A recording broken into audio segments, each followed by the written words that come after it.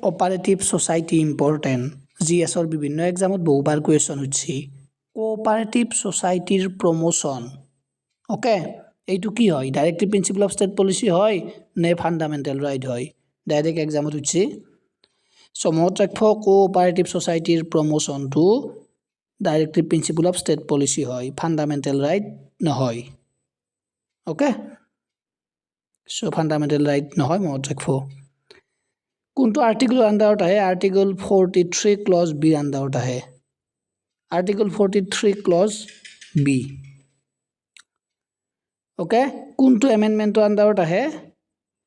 এক্সামত হচ্ছে 97 কনস্টিটিউশন এমেন্ডমেন্টৰ আন্ডাৰত আহে